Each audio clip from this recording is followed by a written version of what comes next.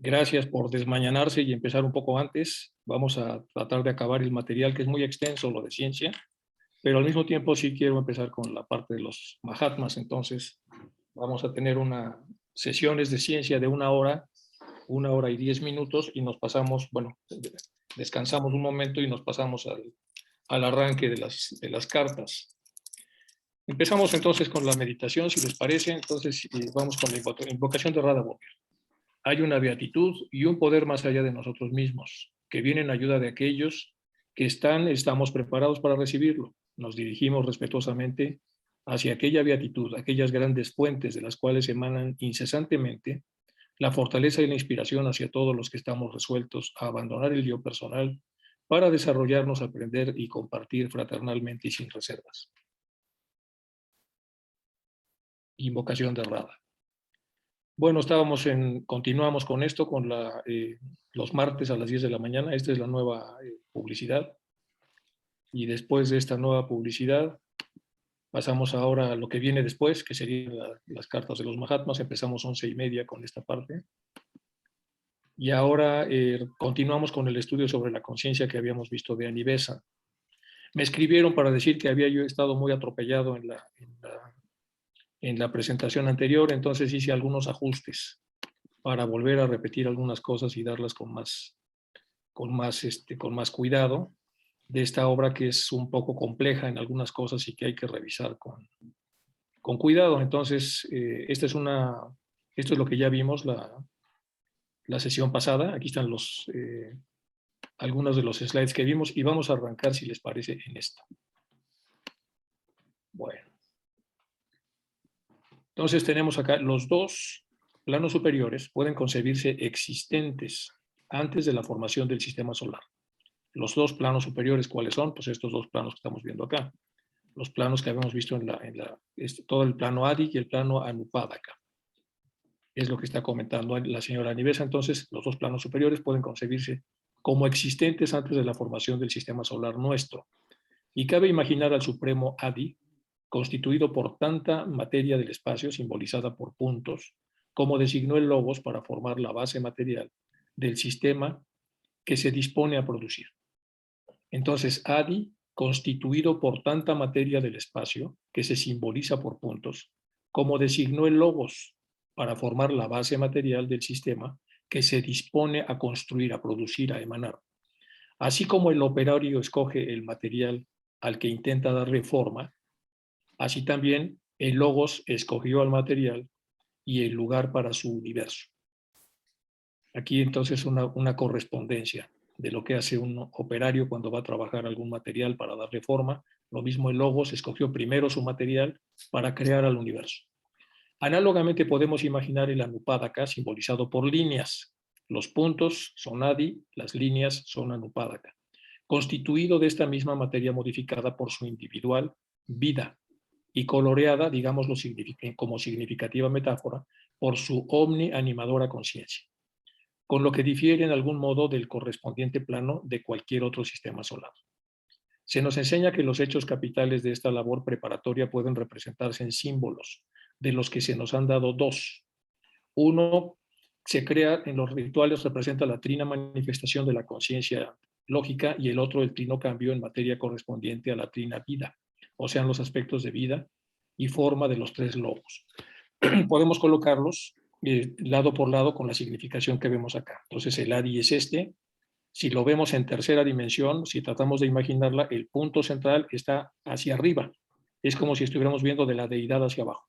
Entonces, de aquí hacia arriba, en un segundo plano, está la naturaleza trina, y luego está la línea no se pasa del círculo sobre el cual se va a estar el plano de manifestación. Entonces tenemos en este caso vida, y aquí tenemos forma, que son los diferentes puntos que están en el cosmos. Este es el cosmos de donde se va a tomar la materia para hacer el sistema solar, y este es el cosmos del sistema solar que ha creado su propio huevo áureo.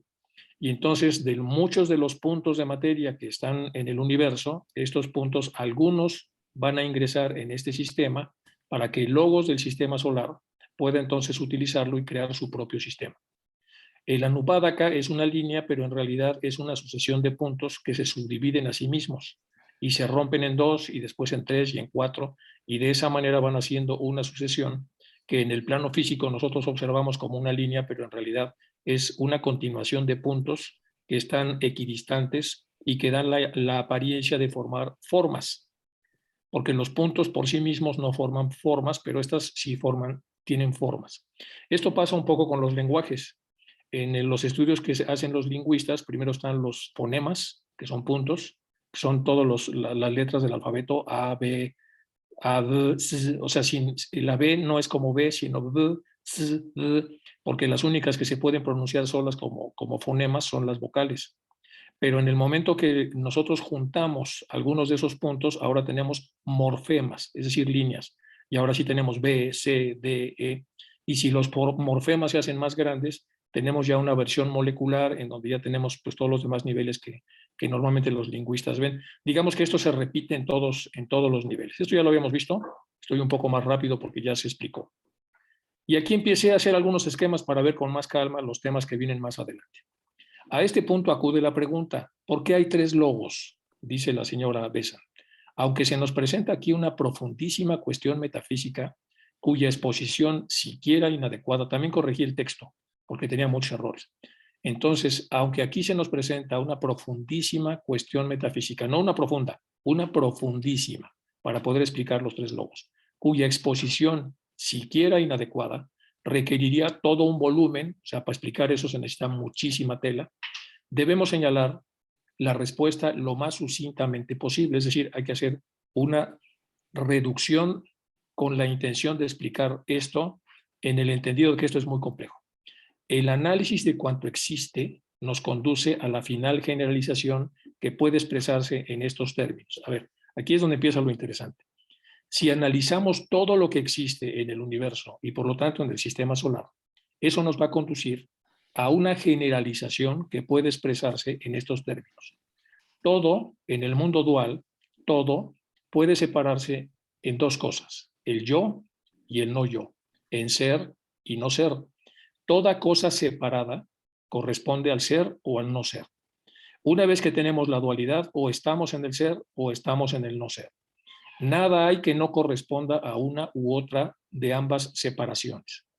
Esta es entonces la generalización que está haciendo para explicar los logos. Ser es vida y conciencia. No ser es materia y forma.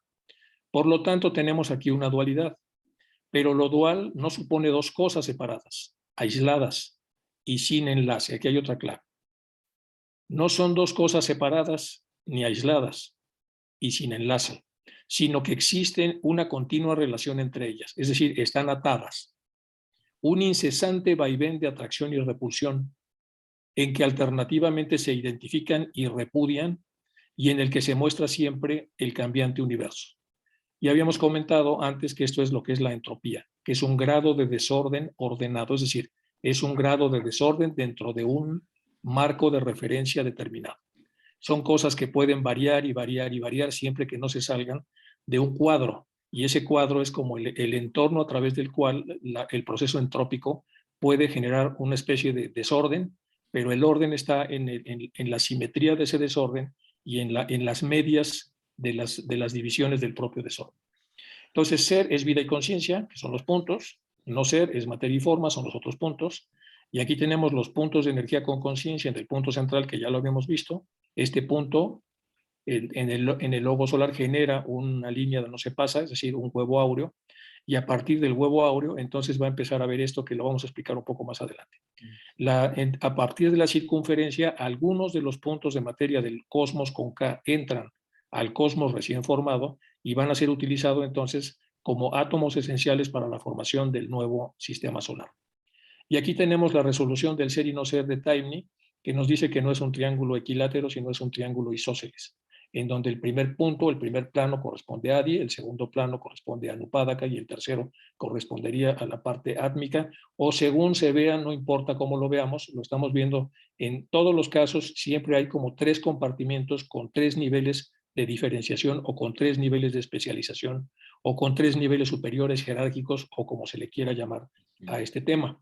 Entonces, si tenemos este triángulo, eso nos enseña que aunque existe una relación entre el punto primero y el punto tercero, porque nunca se pierde la relación directa va con el punto segundo.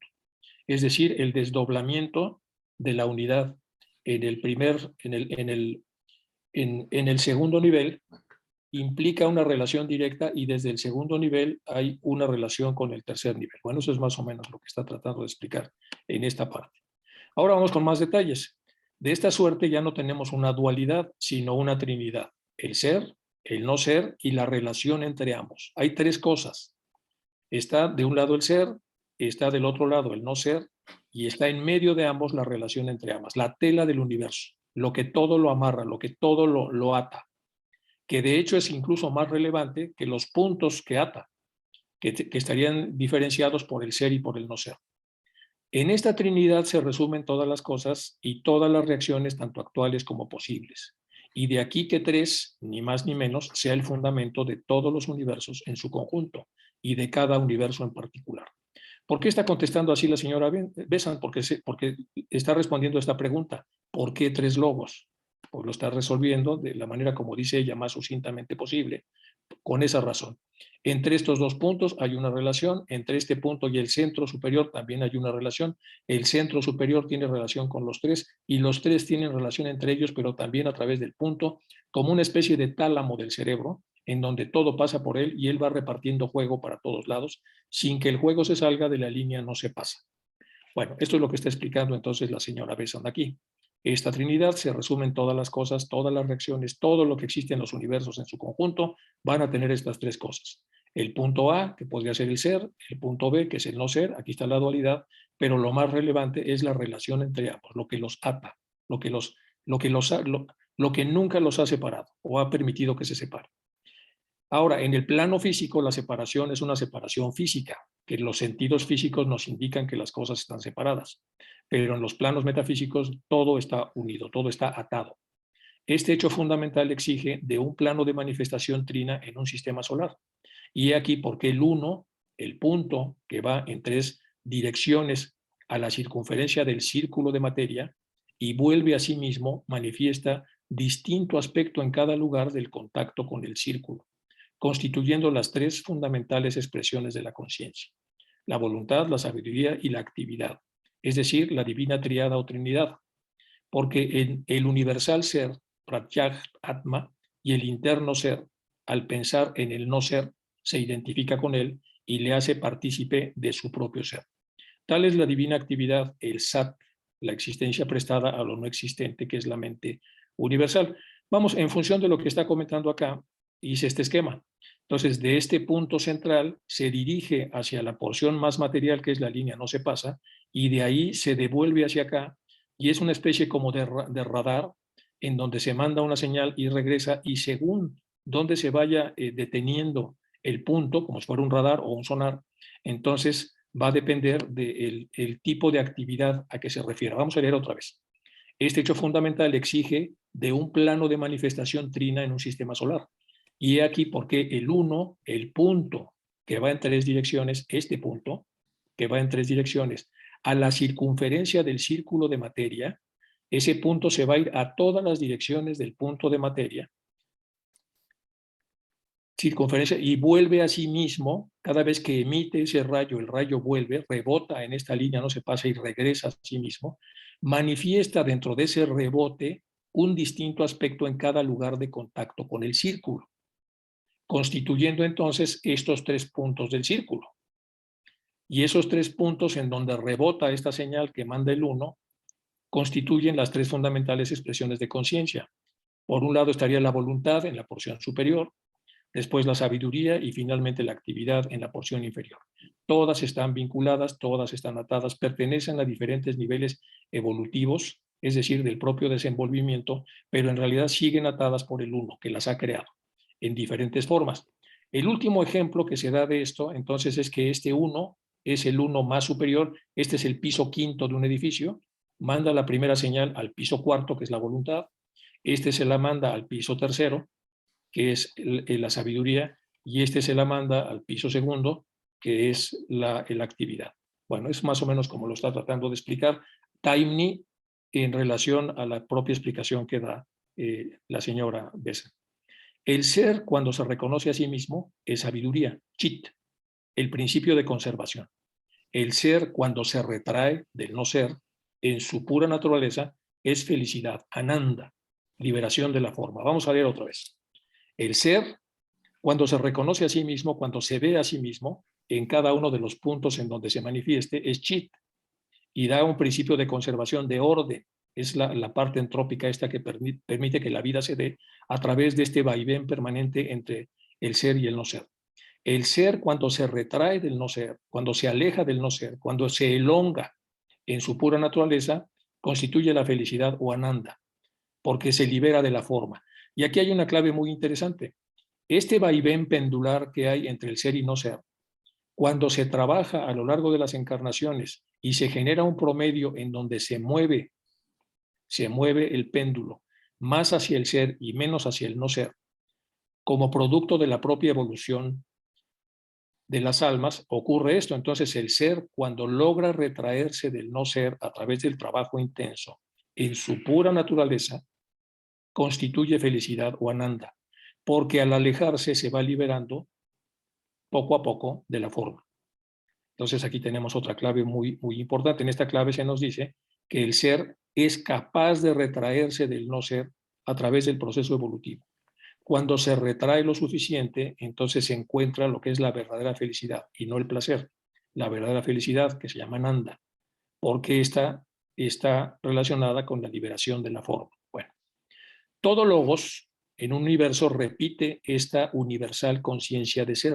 Todo logos de un universo repite exactamente lo mismo en lo mayor y en lo menor. En su actividad es la mente creadora, Kriya, correspondiente al Sat universal. Es el Brahma hinduista, es el Espíritu Santo del cristiano, el Comat del cabalista, la sabiduría conservadora del donante de la razón del ñaña, del Chit universal, Vishnu. Bueno, esto ya lo habíamos visto la sesión pasada y aquí no hay nada extra que explicar. Vamos con más esquemas. Así aparece en todo el universo tres logos, ya una vez resuelto por qué son tres. Y los tres seres que crean, conservan y destruyen. Es decir, el ser, el no ser y la relación entre ambos, que siempre son tres, pues uno es creador, otro es conservador y otro es destructor. El conservador le toca la sabiduría. Bueno, su universo demostrando cada uno de ellos en su actuación, el universo un aspecto predominante al que se subordinan los otros dos. Vamos a ver otra vez. Entonces, así aparecen en todo el universo los tres logos, los tres seres que crean, conservan y destruyen su universo, demostrando cada uno de ellos su actuación en el universo, un aspecto predominante al que se subordinan los otros dos.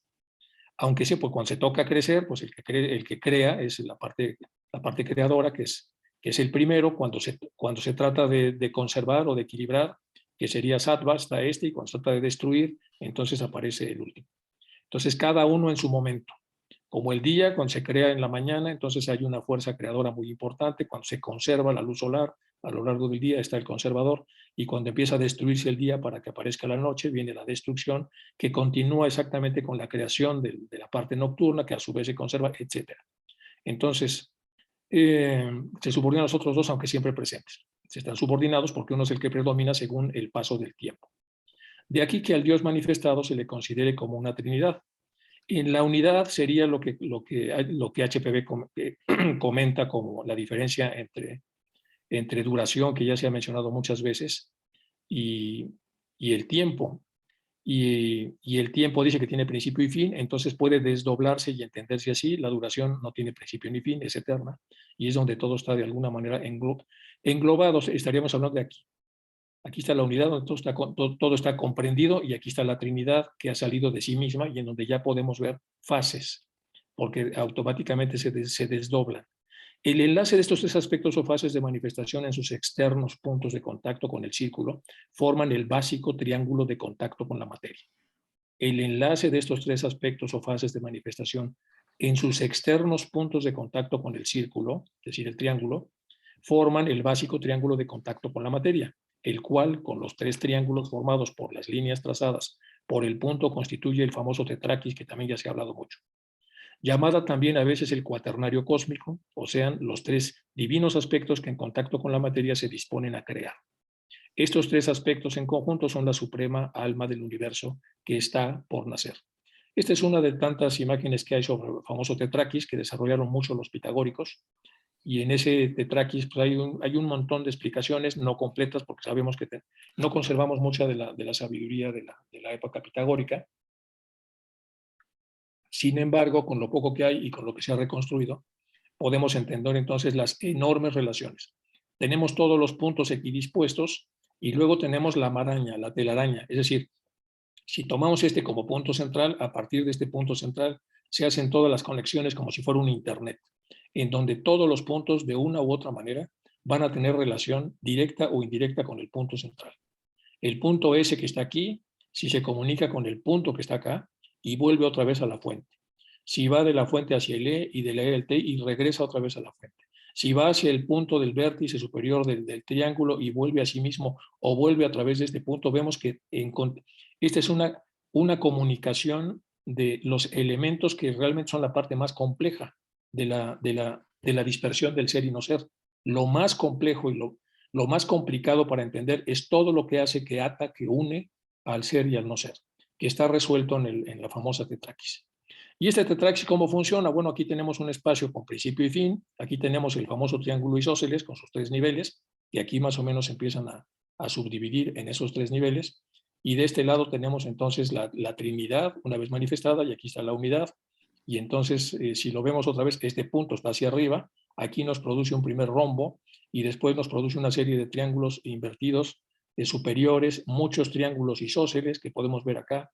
En general, esta es una maravilla para tratar de explicarla que necesitaríamos entonces toda una clase para poder explicar el famoso tetraquis. Y luego ya las demás formas que los propios pitagóricos hicieron, hasta llegar al duodecaedro y otras que tienen su simbolismo relacionado con la espiritualidad.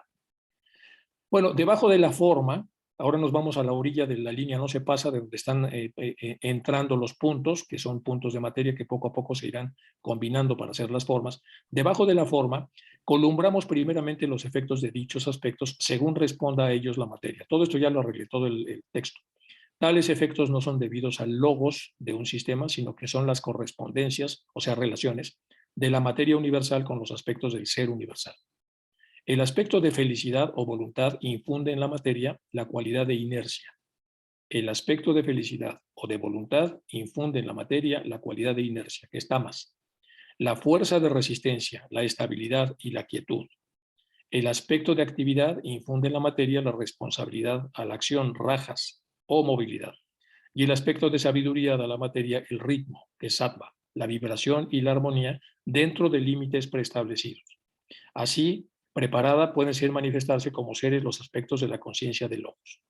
Este rango de vibración, este rango que existe en la parte sátvica de cada ser humano, se da en diferentes cuestiones cuando hacemos el desglose del tiempo en unidades separadas a través de cronos. Entonces, la parte tamásica, que es inercial, poco a poco entonces se va comportando de esta manera. La parte rajásica, que es actividad, se va comportando de esta forma, y la parte sátvica es un continuo vaivén de repulsión y atracción en donde tenemos un promedio.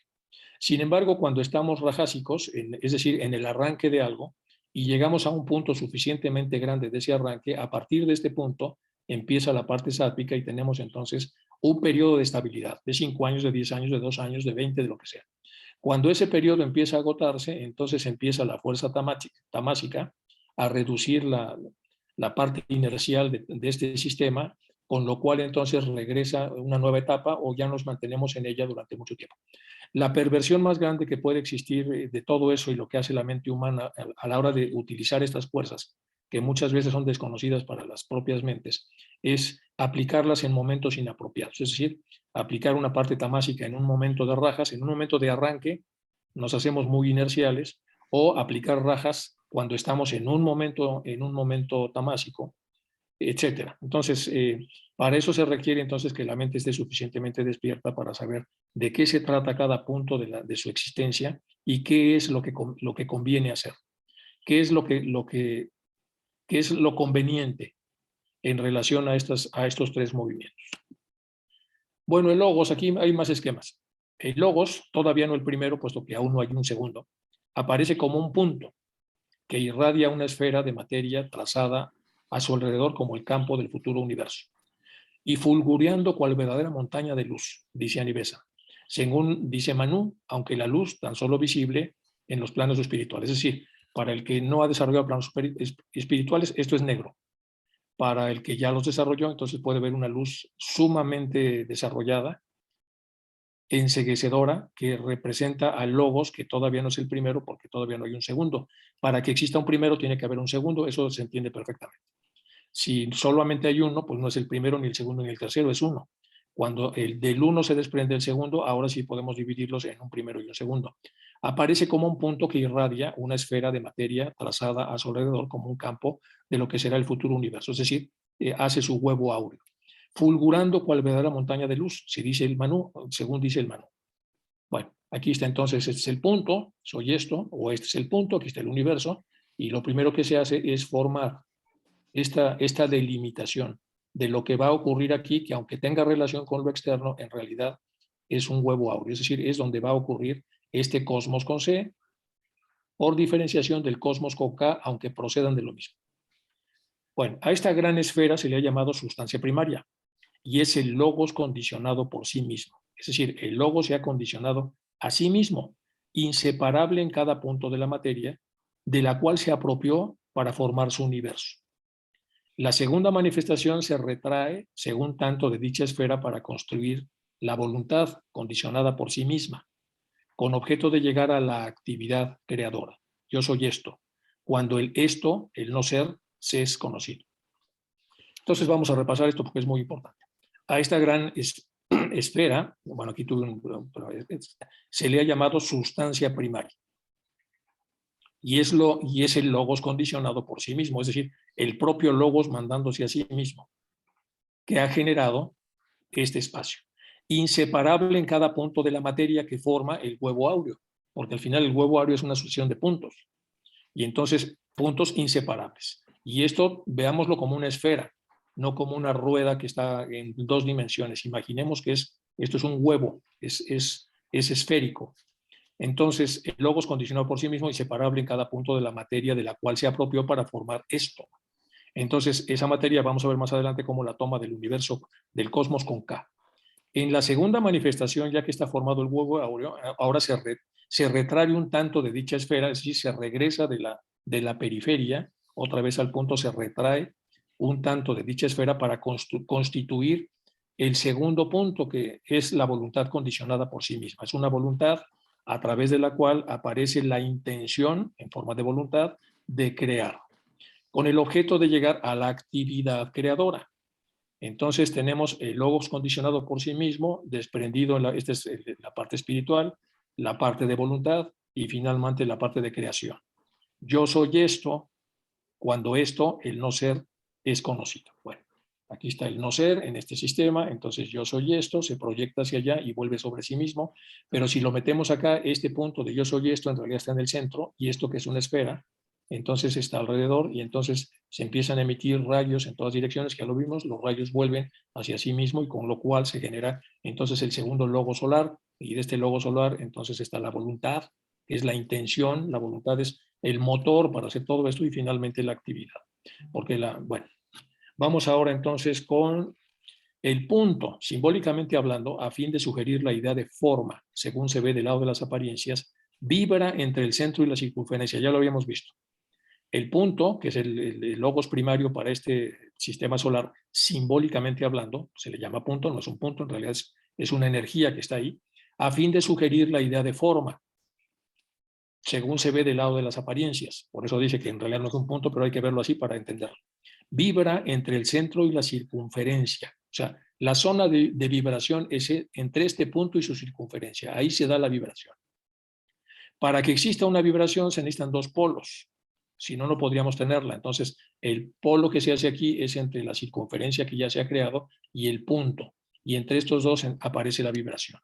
Vibra entre el centro y la circunferencia trazando de esta suerte una línea divisoria entre el espíritu y la materia, que se hace posible en su conocimiento y genera la forma para el segundo aspecto, el ser al que llamamos segundo logos. Vamos a revisar otra vez. Entonces va a vibrar entre el centro y la circunferencia y traza de esta suerte una línea imaginaria divisoria entre el espíritu, que sería el propio punto del cual emana esto, y la materia, que sería lo que está fuera del punto y lo que establece la vibración. Entonces podemos imaginar que de este punto hacia la periferia, las porciones más cercanas de vibración, cercanas al punto, son vibraciones enormes, son frecuencias inimaginablemente rápidas. Y conforme se va alejando hacia la periferia, lo que es el propio cinturón que él mismo ha creado, entonces la vibración es muchísimo más lenta. Entonces hay una mayor vibración en la parte cercana al punto que origina todo, que sería la parte espiritual del universo, perdón, en este caso del sistema solar, y luego una vibración mucho más lenta cuando llegamos al límite. En todos los casos habrá vibración, es decir, habrá una relación del punto con la periferia. Entonces, eso no se va a modificar, siempre habrá una vibración. Bueno, entonces, de esta suerte la línea divisoria entre el espíritu y la materia, que hace posible su conocimiento para generar la forma, que es el segundo aspecto. El ser al que llamamos segundo logos, que es el segundo ser, simbólicamente representado por la línea o diámetro del círculo. Es decir, todos los espacios a través de los cuales podemos medir la distancia que hay entre el punto y la circunferencia serían entonces estas líneas como diámetros. Y aquí tenemos este diámetro que si lo dividimos en 360 grados, pues habría aquí un montón de puntos y si a su vez cada uno es en 7, bueno, ya se imaginan, es una radiación inimaginablemente amplia hacia todos los puntos del contorno del universo, del sistema solar que está siendo creado. Entonces se genera una forma para el segundo aspecto, el ser al que llamamos segundo logo, simbólicamente representado por la línea o diámetro del círculo. Aquí se presentan todos los diámetros para que el 1 toque a la circunferencia. Simbólicamente representado por la línea o diámetro del círculo. Esto se expresa como sigue en la mística frase. Tú, dice el logo central, eres mi hijo, dice a la periferia, tocada a través de esta increíblemente grande cantidad de diámetros. En este día te engendré. Esta relación entre padre e hijo, en la unidad de la divina existencia entre el primero y el segundo logos, corresponderá al día de manifestación, al periodo de vida de un universo. Este engendramiento del hijo, esta aparición del segundo logos, o sabiduría, que en el mundo de la forma está señalada por la diferenciación divisoria entre el espíritu y la materia, constituye los dos polos entre los cuales se tejerá la tela de este universo que ya vimos que es una maravilla y es impresionantemente sofisticada y compleja. Entonces, este segundo logos, que es la tela, y lo que está haciendo es conectar el punto con la periferia.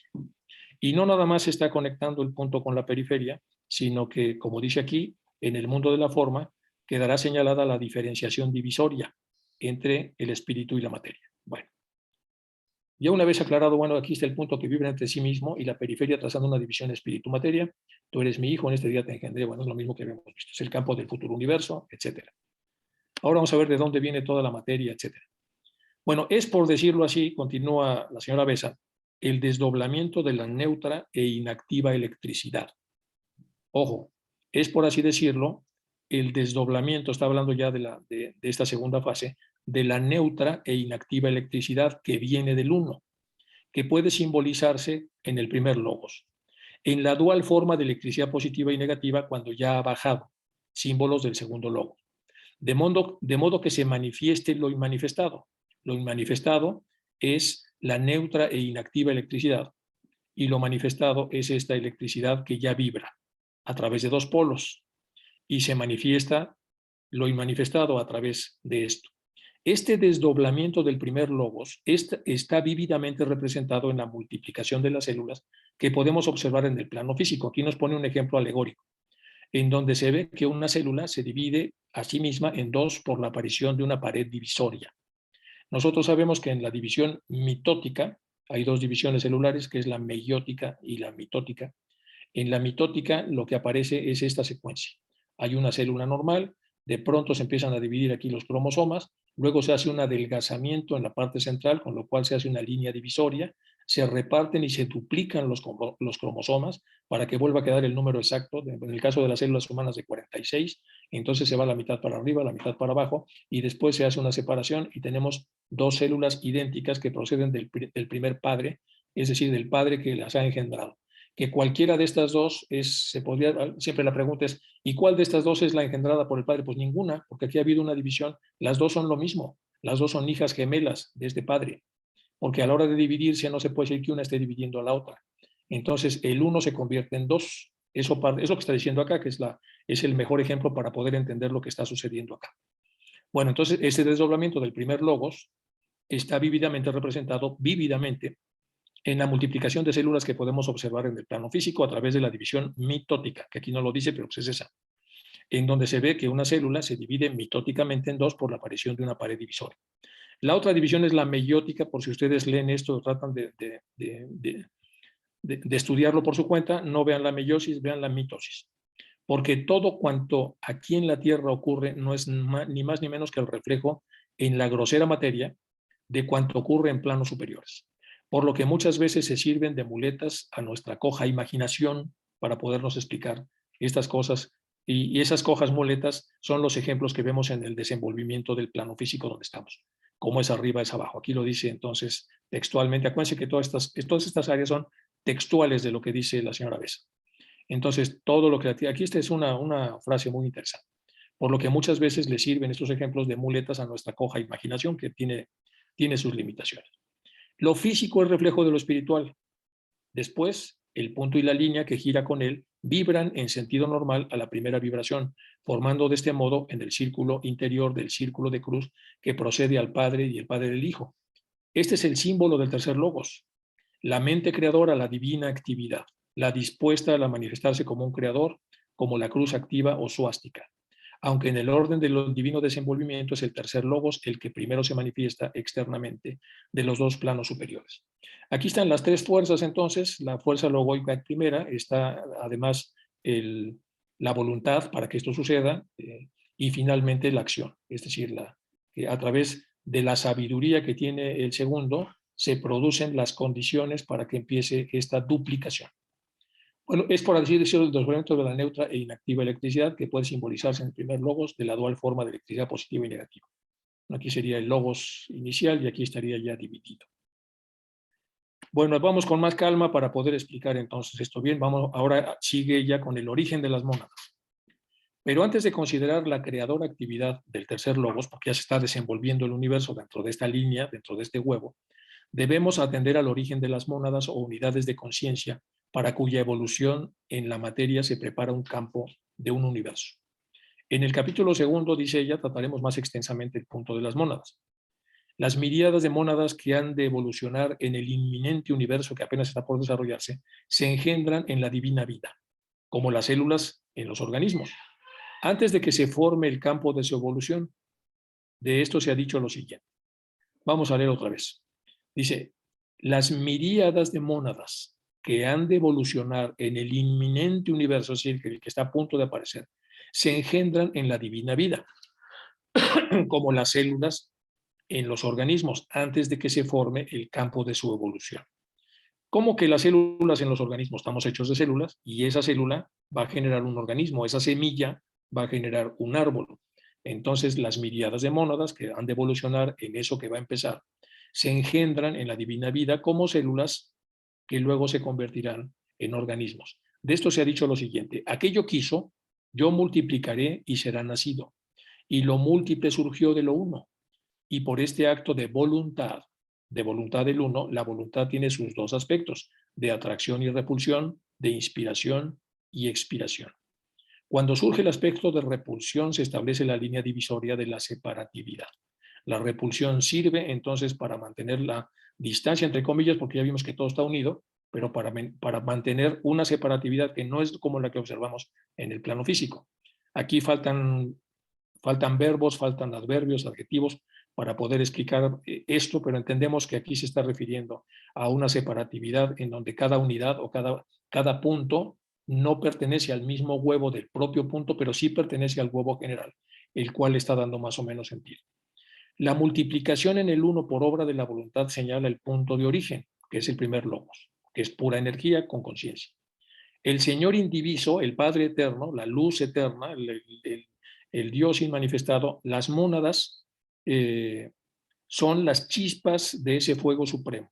Si entendemos entonces a este logos como un fuego supremo, pues las mónadas son chispas de él. Son fragmentos divinos, por decirlo de alguna manera. Una mónada es un fragmento de la vida divina, una chispa, separada de esta como entidad individual por una película de materia tan sumamente tenue que aunque de forma separada con cada mónada, impide la libre intercomunicación de una vida así reclusa con las vidas análogas que la rodean. Vamos a leer con cuidado esto. Una mónada es un fragmento de vida divina, ya lo vimos, es una chispa que procede de la gran fogata de la luz eterna. Entonces, una mónada es un fragmento, una chispa. Está separada de esta como una entidad individualizada por una película de materia tan tenue que apenas da una forma que permite que ella se separe, cada mónada, impidiéndole la libre intercomunicación de una vida así reclusa con las vidas análogas que le rodean, es decir, con las otras mónadas. La vida de las mónadas procede del primer logos y tiene por lo tanto el trino aspecto de conciencia en voluntad, sabiduría y actividad.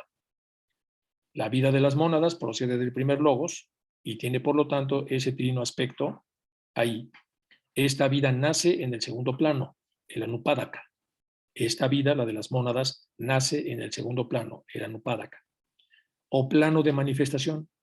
Son las mónadas hijas del Padre, lo mismo que lo es el segundo logos. Aunque más jóvenes y sin que ninguna de sus divinas potencias pueda actuar en materia más densa que la de sus propios planos.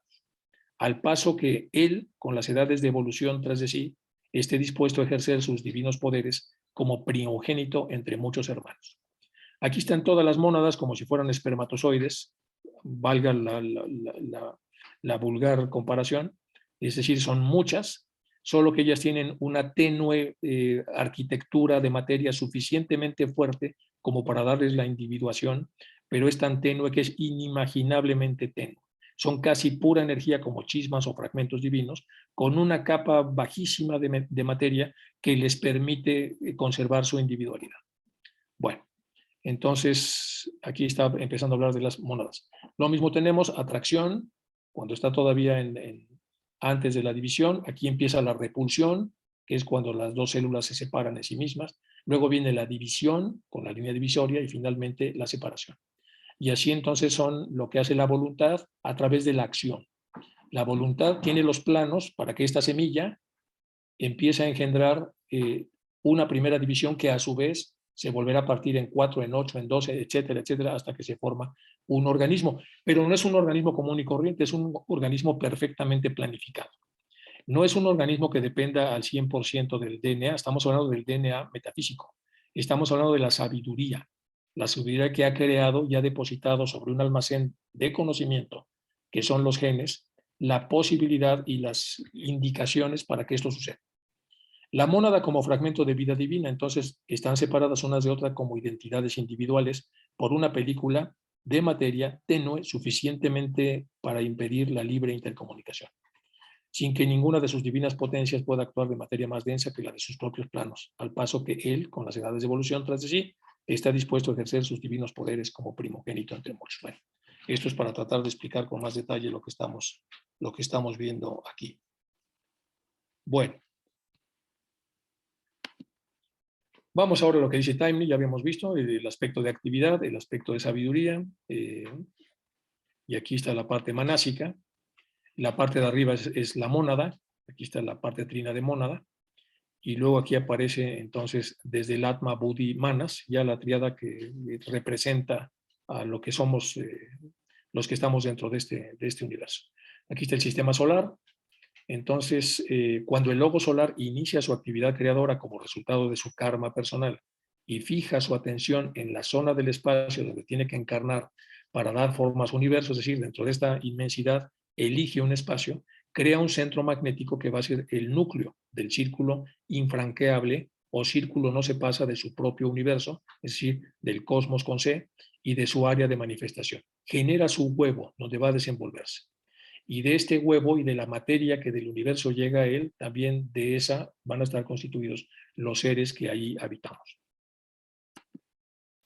Podemos observar aquí que los átomos permanentes están mucho más evolucionados que los demás átomos, encontrándose en el mismo estado de desarrollo completo que los de la séptima ronda en los individuos que están a punto de alcanzar el grado de adeptos.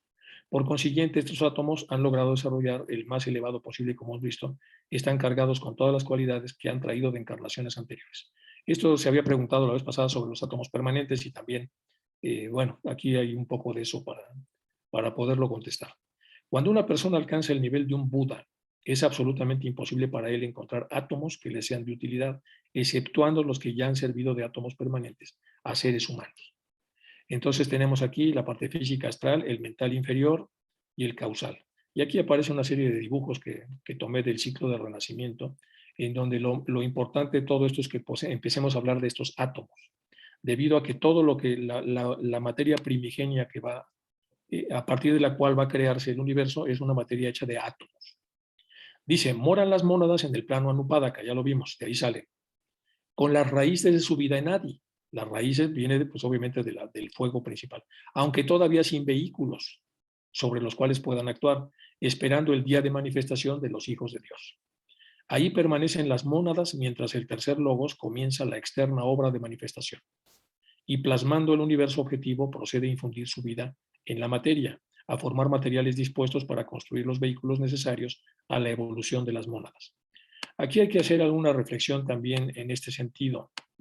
Y el sentido que tenemos que reflexionar es que estas células, por así decirlo, vamos a usar el ejemplo de la célula, esta célula en realidad, y aquí hay ya una evolución enorme, porque son puntos equidistantes del propio núcleo, porque sabemos que la célula tiene su propio núcleo, salvo que sean eucariotes o protocariotes, que también hay una división de la biología para separarlas, pero digamos que todas tienen un punto central y todos tienen un esquema de vibración, y todas, en general, toda la materia que tengan es una superposición de puntos a través de los cuales estos puntos, girando sobre sí mismos y moviéndose en diferentes direcciones, le dan forma a la forma, valga la redundancia. Entonces aquí estamos hablando de la forma ya un poco más sofisticada. Cuando el logo solar inicia su actividad creadora, dice acá, su karma personal fija su atención en la zona del espacio donde tiene que encarnar, crea el universo. Y entonces crea un centro magnético que va a ser el núcleo del círculo infranqueable o círculo no se pasa de su propio sistema, su propio sistema solar o su propia área de manifestación. Con lo cual todo lo que entre aquí empieza a desenvolverse a partir de puntos. Entonces moran las mónadas en el plano Anupádaka, nos explica, con sus raíces de vida en Adi, la porción superior, aunque todavía sin vehículos en los que puedan actuar, esperando el día de manifestación de los hijos de Dios.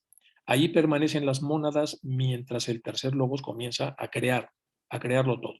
La obra de manifestación y plasmando el universo objetivo procede a infundir su vida en la materia.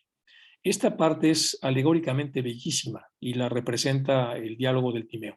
Empieza a hablar como el demiurgo, y además una lógica natural sobre por qué se van creando las cosas que se van creando y por qué las formas de los cuatro elementos operan como operan y cómo en la enorme diversidad del ser y no ser aparecen puntos medios.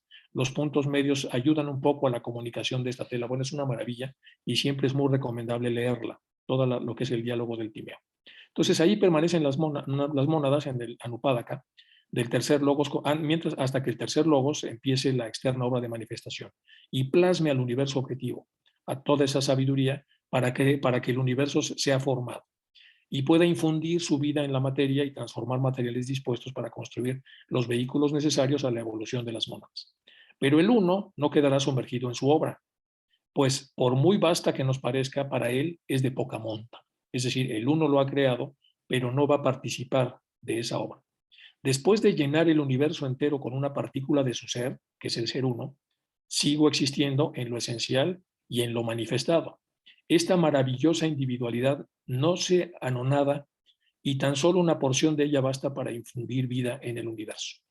Así el Logos permanece como una superalma y Dios, esencia de su universo.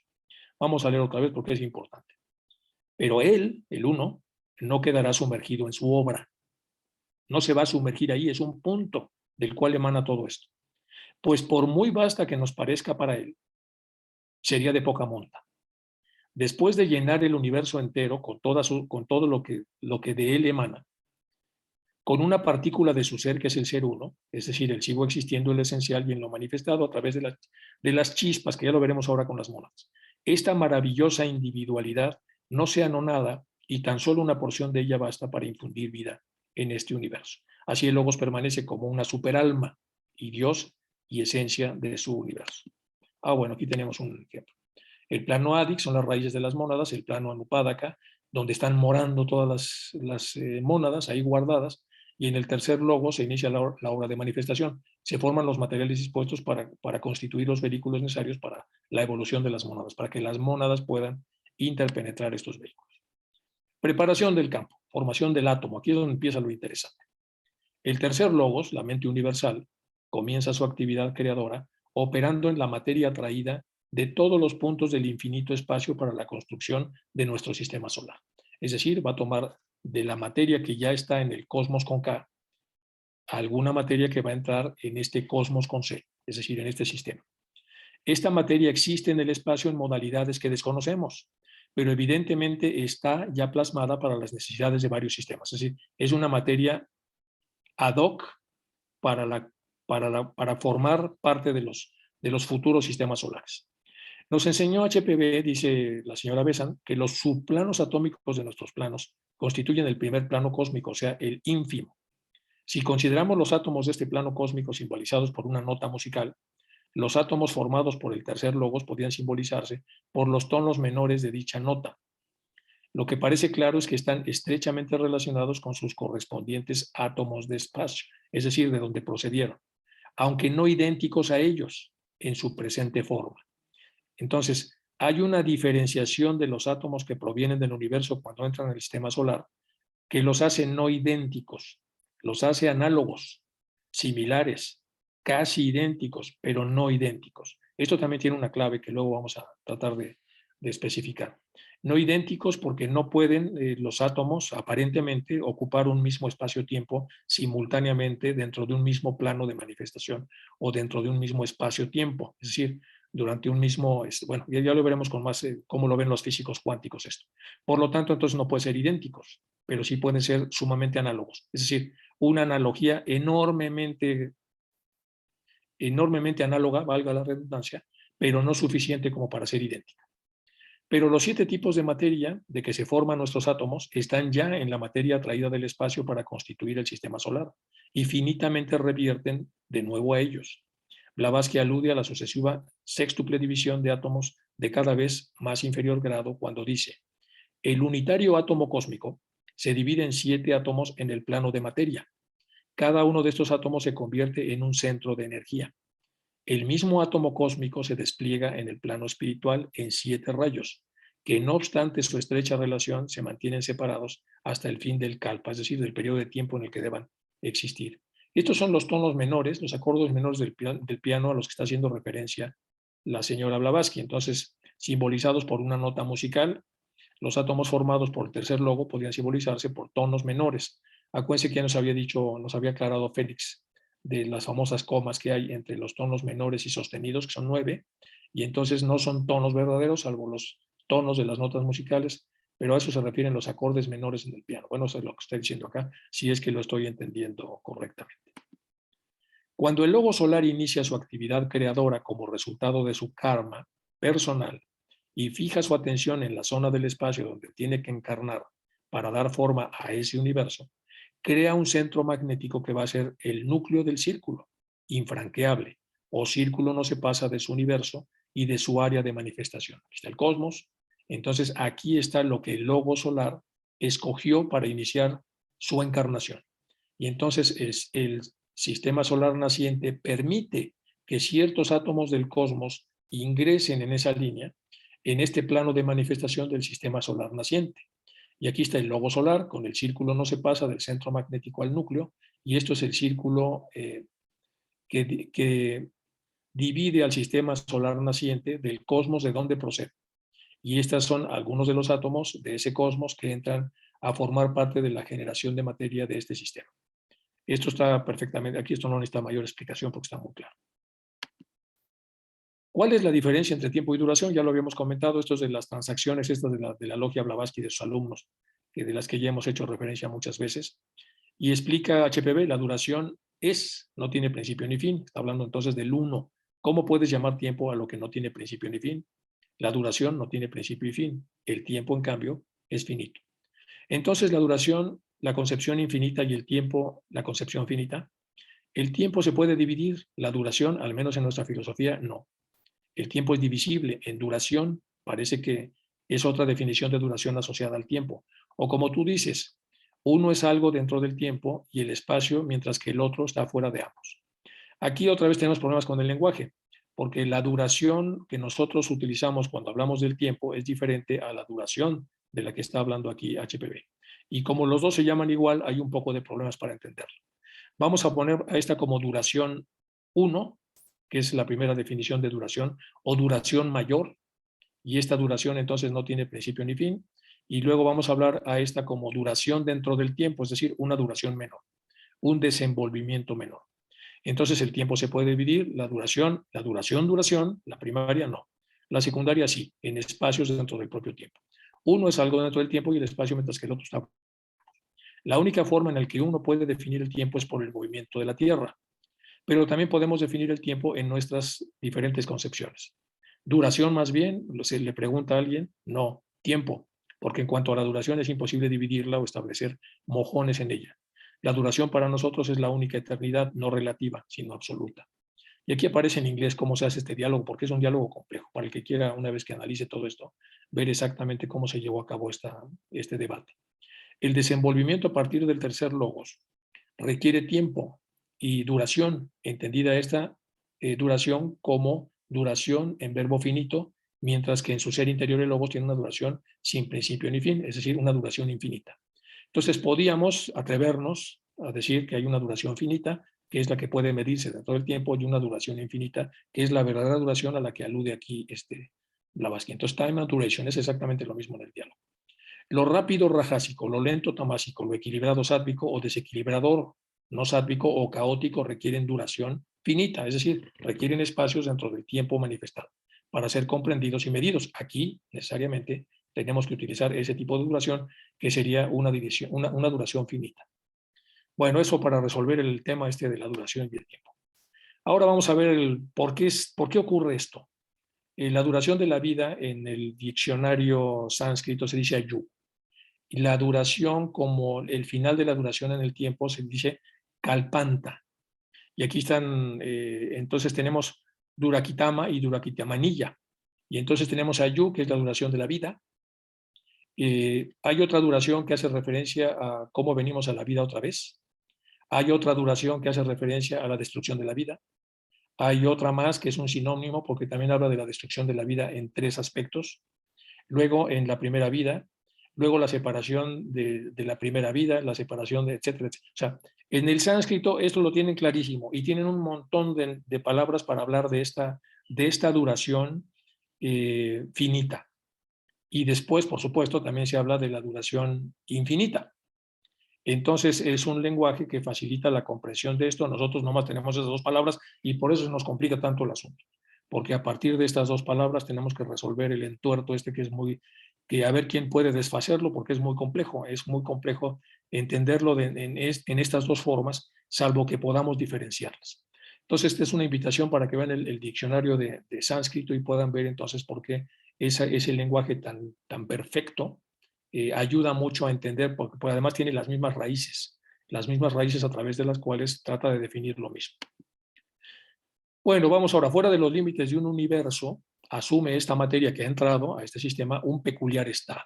Fuera de los límites del universo, asume esta materia un peculiar estado, pues sus tres cualidades, inercia, movimiento y ritmo de la materia, se equilibran recíprocamente. Podemos considerarlas como un círculo en reposo, es decir, en estabilidad, en calma. Algunos libros antiguos dicen que la totalidad de la materia es inerte en tal estado y también se le llama virgen, materia virgen.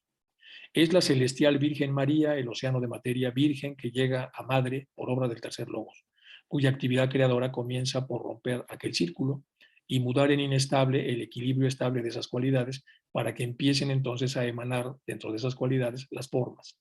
Vida es movimiento y la vida del logo solar, su aliento como poéticamente se le llama, al tocar esta aquiescente materia, transmuta las cualidades en condición de equilibrio inestable. Otra vez, lo que se ha llamado, habíamos visto, la entropía y por lo tanto de continuo movimiento recíproco.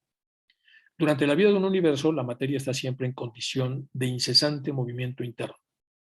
Sobre el particular dice HPV, Fohat endurece y esparce a sus 7 hermanos y vivifica eléctricamente y separa los átomos de plasma primordial o de materia pregenésica. Entonces aquí tenemos para el átomo, que es como la formación de un universo chiquito, el sistema solar, que es un universo un poco más grandote, y una constelación, que es un universo también más grande, y lo que sería ya el cosmos con K, es decir, el universo que conocemos, que es todavía más grande, pero al final estamos hablando de condiciones bastante análogas. Entonces, en la primera se fija el límite en el que vibrará la animante vida de logos en el átomo. Esta delimitación de la longitud de onda vibratoria se denomina técnicamente la divina medida que da a los átomos de un plano su distintiva peculiaridad. Entonces, en la primera forma, la formación del átomo tiene tres etapas. La primera se fija el límite en el que vibrará. Es decir, vamos a ser un átomo que va a vibrar en esta frecuencia, va a tener estos hercios de vibración. Esta delimitación de la longitud de onda en la cual vibrará ese átomo se denomina técnicamente divina medida, y tenemos entonces átomos con diferentes divinas medidas. Aquí el ejemplo es lo que nos dice Leadbeater en lo que habíamos visto antes de los famosos chakras. Aquí hay divinas medidas enormemente, con unos hercios enormes, y aquí hay divinas medidas con un tono vibracional obviamente mucho más limitado. Vamos a ver un último slide para seguir con esto. Dice, en la segunda etapa, ya que se formaron, acuérdense aquí que tenemos la primera etapa. En la primera etapa entonces se define la longitud de onda vibratoria en la que participará cada átomo. Dado que nosotros atraeremos estos átomos que están ahí en función del punto vibracional que decidamos a través del propio pensamiento, que ya lo veremos un poco más adelante. En la segunda etapa, el logos, de conformidad con esta divina medida que tiene cada átomo, señala las líneas que determinan la configuración de cada átomo, los ejes fundamentales de desarrollo y la relación angular entre estos ejes del propio átomo, todo lo cual determinará la forma del átomo en paridad con la del correspondiente átomo cósmico, cuya más cercana analogía son los ejes de cristales en el plano físico. Estos son los ejes que se llaman ejes de cristales. Se llaman ejes cristalográficos, los pueden ustedes ver, y aparecen en 3 dimensiones dentro de un plano bidimensional, tienen varios nombres, y al final de cuentas es una subdivisión de los cristales, pero que es lo que más se parecería a lo que son las analogías relacionadas con los átomos de paridad a los átomos cósmicos. Entonces, en la segunda etapa vamos a repetir el logos de conformidad con esta divina medida que tiene cada átomo.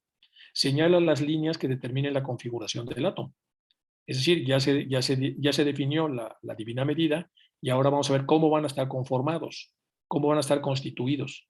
Y para eso se requieren ejes, como cuando vamos a hacer cualquier producción a escala, necesitamos ejes para poder crear dentro de esos ejes la forma que vamos a crear. Y estos ejes son en 3 dimensiones, y luego en 4, cuando ponemos algunos círculos, aquí tenemos que imaginar una tercera dimensión para poder imaginar la profundidad. Entonces, en esos ejes de desarrollo se hace una relación angular entre estos ejes. Es decir, se ponen aquí los ángulos que hay de diferencia entre el plano superior, el plano vertical, el de las X y el de las Y, y entonces, junto con todos los ejes, sale un plano acerca de cómo va a ser ese átomo formado, qué forma va a tener, qué conformación y qué configuración. En la tercera etapa se determina la forma de la superficie o pared del átomo, midiendo la vibración y la recíproca relación angular de los ejes del desenvolvimiento. Los ejes son estos del desenvolvimiento, cómo se va a mover dentro de sus ejes. Así, cada átomo tenemos la medida de su animante vida, sus ejes de desenvolvimiento y su pared o superficie claustral, porque está enclaustrado dentro de ese sistema. Ese claustro, que también es como un huevo, por así decirlo, entonces es lo que mantiene unidos los aspectos intraatómicos. Entonces, en esta tercera etapa se determina la forma de la superficie. Ya tenemos 3 cosas para entender al átomo. Es su animante vida, sus ejes de desenvolvimiento y su pared o superficie claustral, del claustro. El tercer logos, el que está creando todo, crea 5 clases de dichos átomos cuyas 5 distintivas medidas divinas, entrañan 5 vibraciones diferentes, y cada clase constituye la base material de un plano. Acuérdense que esto se llama divina medida. Y entonces se han creado estos 5. No obstante su diversidad de objetos, cada plano tiene su fundamental tipo de átomo, al que en el último término pueden reducirse todos los objetos de cada plano. Y aquí los tenemos todos, más o menos. Entonces los 5 primeros se parecen mucho a la clase que vimos de Leadbeater, que estarían los 5 hasta acá. Y aquí damos un salto cuántico enorme, porque estos dos ya son palabras mayores. Pero digamos que de aquí hacia atrás se ve una evolución interesante, importante, y en los 2 últimos ya la multiplicación del propio vórtice y la frecuencia con la que se vibra es enorme. Entonces ahí pueden reducirse todos los objetos del mismo plano. Bueno, hasta aquí llegamos. Me voy mucho más lento, ya corregí el texto, y entonces dentro de esa manera más lenta de explicarlo, yo creo que habrá menos dudas respecto a cómo va tratando de explicarnos la generación del sistema solar Annie Besant en su libro de la conciencia, debido a que más adelante, más allá de los átomos, pues vendrán más explicaciones hasta que lleguemos al aspecto central de esta obra que tiene que ver con la conciencia. Bueno, nos vamos a quedar hasta acá. Y la próxima continuamos aquí ya en Espíritu Materia como series de puntos. También ya les hice más esquemas acá para poder entender cómo funciona este asunto. Entonces, la próxima sesión entramos aquí en Espíritu Materia. Bueno, voy a dejar de compartir para poder pasar a la zona de preguntas. Bueno, si hacen favor de